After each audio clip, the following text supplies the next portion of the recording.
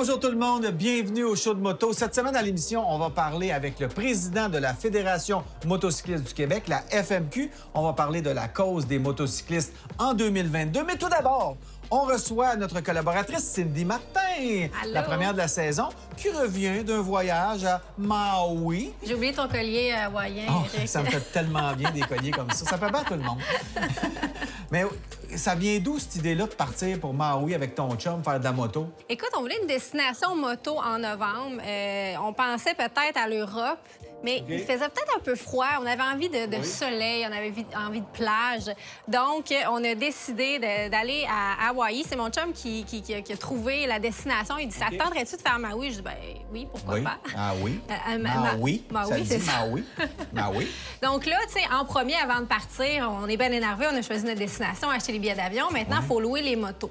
Donc là, on a fait nos recherches. Évidemment, magasiner à la maison, hein, c'est comme n'importe quoi, comme les hébergements ou les autos. On magasine et surtout, on prend une moto adaptée à la route qu'on va faire. Oui, puis ça, dans le fond, c'est des conseils qui s'appliquent à tout genre de voyage. Oui, exact. Donc, tu sais, magasinez les motos, faites sûr que votre locateur de moto est fiable parce que des fois, la photo et la moto, c'est deux choses. C'est ça, vous voulez pas vous ramasser avec une vieille moto qui a besoin d'entretien, puis vous allez tomber en panne en plein milieu. Non, on veut des bonnes motos.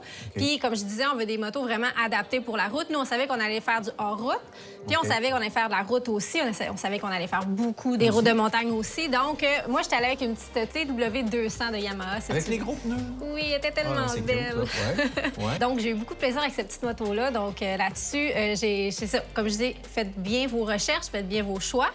Et après ça, bien, vient l'équipement. Oui, Parce donc que... vous avez amené votre équipement? Oui, on a amené notre équipement. Encore une fois, puis c'est la même chose au Québec, quand on part mal équipé, bien, ça peut facilement virer au cauchemar. Là, c'est, Il n'y a pas de mauvaise température, il y a juste du mauvais équipement. Exactement. Puis je l'ai dit aussi à motoneige, c'est la même chose. Il faut être bien équipé pour avoir tout le fun. Nous, on était habillés en motocross. Donc, j'avais mon plastron, les genoux aussi, mais le linge qui est un peu plus léger de motocross. Ouais. Donc, ça, j'ai vraiment apprécié parce qu'il faisait 30-35 degrés tout le Mais temps. tu aurais pu mettre un T-shirt avec un manteau en mèche aussi. Un bon manteau de mèche, ça fait la job aussi. Oui, il y a vraiment plein d'options, mais allez-y avec ce que vous êtes confortable, ce que vous avez envie de porter. Alors, parle-moi de Maui. Maui. Ça a l'air de quoi rouler là-bas? T'as des volcans, t'as des montagnes, est-ce que t'as des petites villes? Ça a l'air de quoi? T'as de tout. De tout. T'as la jungle, t'as le milieu vraiment tropical, le bord de mer, et t'as le milieu plus aride des volcans. Il y a un côté de l'île là, que c'est un peu désertique avec les roches, les volcans. C'est vraiment magnifique. On a commencé par faire la Road to Hana, qui est une route assez connue, qui a à peu près 620 courbes en moins de 100 km environ. Puis c'est des petits chemins. La nature a dit non, là, il n'y aura pas de route ici, puis il n'y aura personne qui va habiter ici. Mais l'humain, étant ce qu'il est, a décidé de faire une route quand même et ça a donné quelque chose de vraiment épique. C'est sur le bord des falaises d'un côté avec la vue sur l'océan. De l'autre côté, tu as les montagnes avec la jungle. C'est magnifique. Wow. Chaque tournant amène un paysage différent. Mais par contre, il faut être prudent parce que c'est 620 courbes. Donc, faites pas des Instagram en roulant ou la GoPro, des choses comme ça. C'est pas une bonne idée. Non, c'est pas une bonne idée. Puis en plus, souvent, ça rencontre parce qu'ils ont fait des chemins très étroits. Hein. C'est carrément on voit ça en juché Europe, dans les souvent, montagnes. Dans les là. cols de montagne, là, ça devient très étroit. Là. Exact, c'est étroit. Là, tu rencontres, tu sais jamais si tu vas rencontrer à la fin de la courbe. Mais écoute, les routes sont super belles. Par contre, à la Road to Hana, il y a un côté qui n'est pas praticable en voiture. OK. Donc, c'est beaucoup plus technique. On rencontre des chemins en gravelle, des chemins très usés, avec des trous. Donc, c'est beaucoup plus technique. Là, c'est le fun. On voulait faire un peu de ça, donc on a vraiment aimé. C'est magnifique si vous voulez une route avec des paysages incroyables. Road to Hana, là, c'est beau. Ouais. Donc après ça, on est allé dans un volcan. Je vais le dire juste une fois parce que c'est sûr que je vais briser le nom. C'est Haleakala, c'est un parc national. Haleakala. Haleakala. OK. C'est un parc national. Puis on peut monter jusqu'au volcan qui a 3000 mètres d'altitude. Donc on part de la mer, on monte. Là, les routes sont hyper belles. Puis on est parti tôt le matin, les routes étaient désertes. Oui. C'est magnifique. On voit vraiment la nature changer en montant hein, parce que tu... Ça rapetisse. Ben oui, exactement. Puis en haut, il n'y a plus rien. Là. Ouais. C'est vraiment magnifique, la vue. Puis d'être sur un volcan en moto, écoute, c'est une chance d'une vie, pour vrai. On pourrait dire que c'est hot. Ah oui? Beau jeu de mots. Merci, plutôt.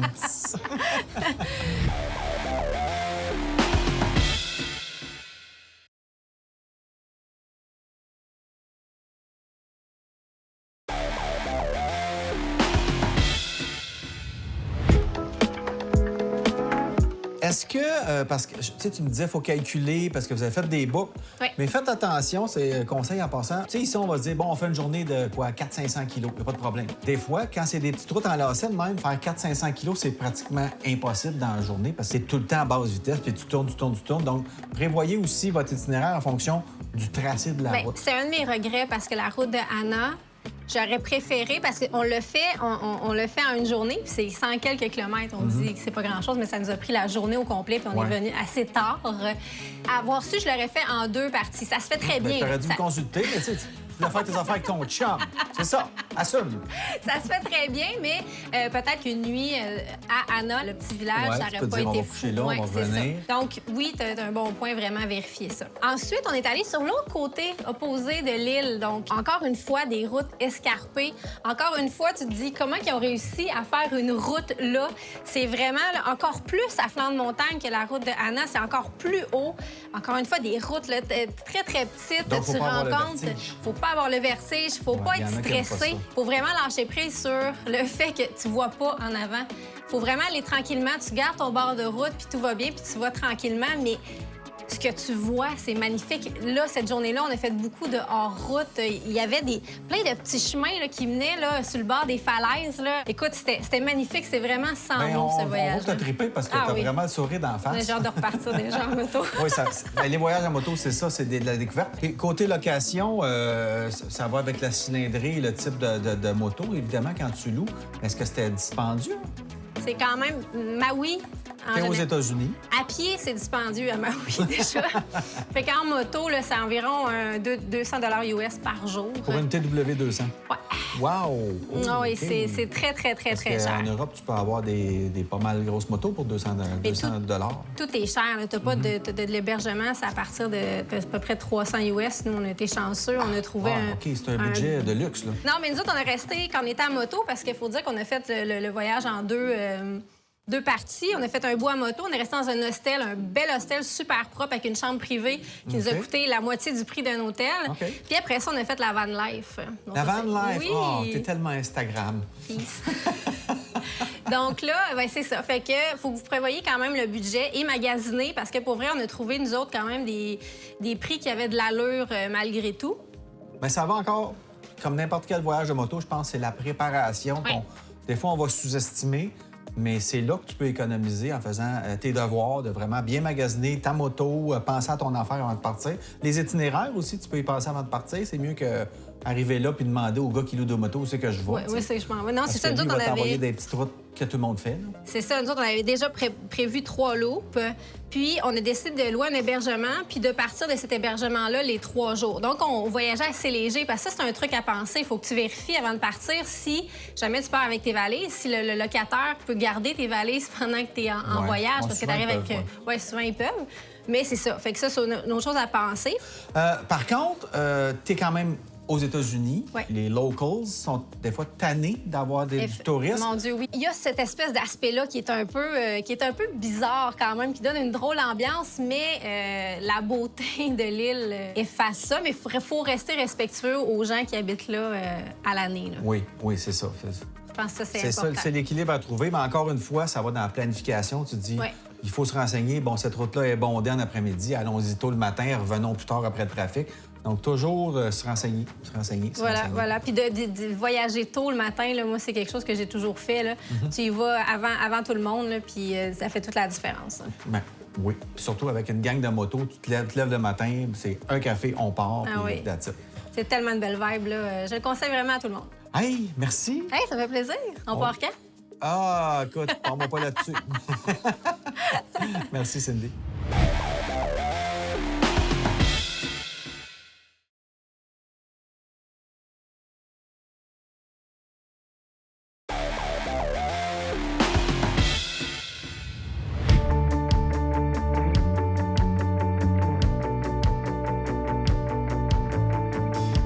Dans l'univers moto, il y a 2 tendances actuellement. Les motos double usage qui prennent de plus en plus de place et les petites cylindrées. Alors, qu'est-ce qu'on a fait chez KTM?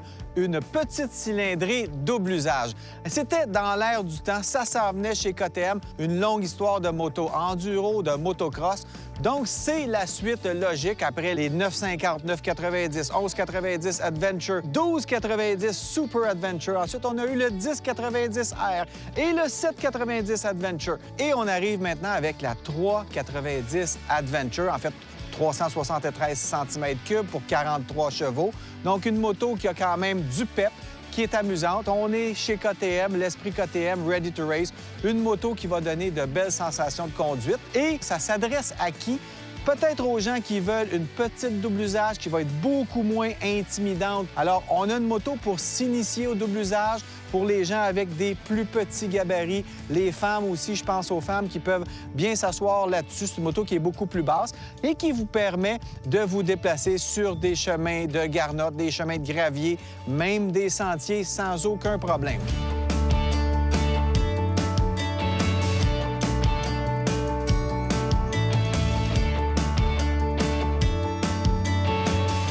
Alors, qu'est-ce qu'on a comme qualité intéressante dans cette moto-là?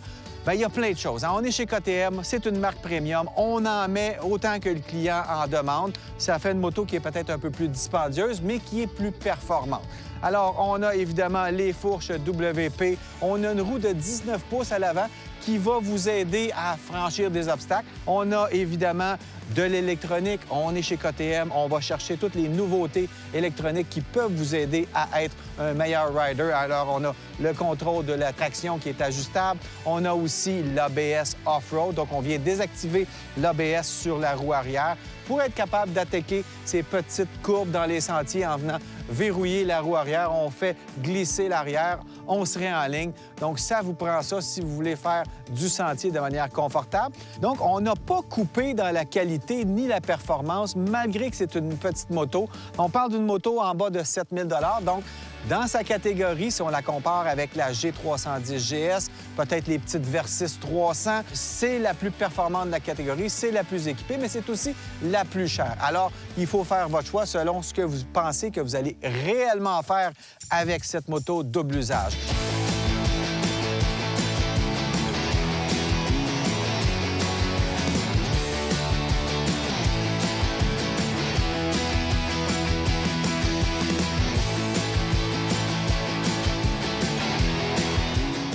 Et ce qui nous permet de faire la petite 390, c'est de venir s'amuser, se prendre peut-être un peu pour un champion du Dakar, à faire un peu de sable. On vient jouer, on vient s'amuser. On va pas faire de la compétition, c'est pour de la petite balade sympathique. On peut pratiquer un peu à rouler dans le sable à basse vitesse sans que ça soit trop intimidant. Alors, ça pour ça, c'est vraiment un gros plus. Vous voulez faire une petite balade dans un chemin comme ça, un petit chemin de campagne, une petite trail, il n'y a aucun souci. La moto est légère, la moto est peu puissante, donc vous allez pouvoir virailler partout autour de chez vous, vous amuser à découvrir des beaux endroits isolés.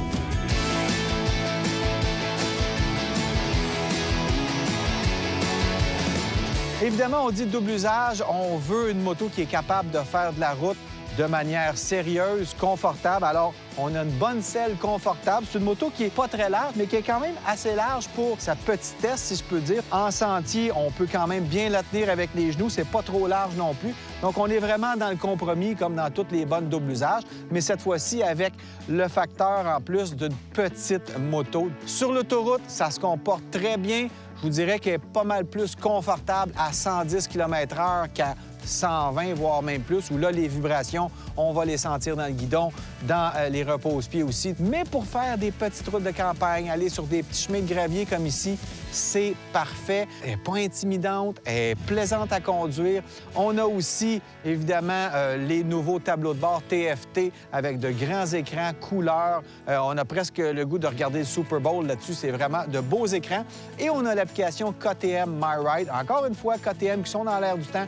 On veut de l'électronique, ça coûte plus cher, mais c'est le fun, on s'amuse avec ça. On peut pairer le tableau de bord avec notre téléphone et notre système de communication. Et là, on va avoir les indications, par exemple, de votre tracé GPS qui vont s'afficher à l'écran de la moto. Alors, on ne fait pas des choses plates, on ne fait pas des motos sobres. C'est le modus operandi chez KTM. On est dans l'excès, si je peux dire. On veut tout le temps. Donc, cette moto-là, c'est la suite logique du moteur 390 chez KTM. On a eu la RC, on a eu la 390 Duke. C'était évident qu'on allait sortir une 390 Adventure. D'ailleurs, ça aurait dû être la première, à mon avis, parce que KTM, c'est de la moto-aventure, c'est de la moto-enduro avant de la moto de route pour moi.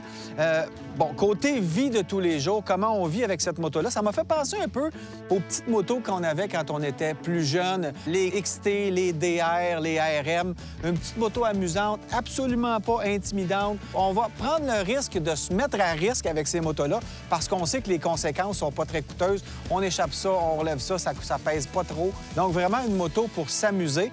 Et côté puissance, par contre, on a quelque chose qui se tient, 43 chevaux sur une petite moto comme ça. Ça permet de prendre des belles entrées d'autoroute, d'arriver dans le trafic à bonne vitesse. On a quand même assez de moteur pour s'amuser avec ça. La bulle aussi est bien. Moi, je fais 5 et 10. Alors, assis là-dessus, j'ai une bonne protection pour les jambes, une bonne protection pour le torse. C'est sûr que la tête est un peu dans le vent, mais on peut quand même ajuster ça. Et évidemment, sur la route, c'est une moto qui sécurise, malgré qu'elle est petite. On se sent en contrôle. On s'attend à ce que la 390 Adventure fasse très bien. Elle est dans l'air du temps, elle est dans la mode des motos double usage. Et aussi, les gens qui cherchent une moto plus abordable parce qu'on ne veut pas nécessairement investir 20 000 pour commencer à faire de la moto double usage. On veut voir si on aime ça d'abord. Moi, je l'ai bien aimé. Je pense que c'est une bonne réponse de KTM à ce qui se joue dans l'industrie en ce moment, soit des doubles usages et des motos de petite cylindrée. On a le combo parfait ici pour en bas de 7 000 avec une moto qui est performante.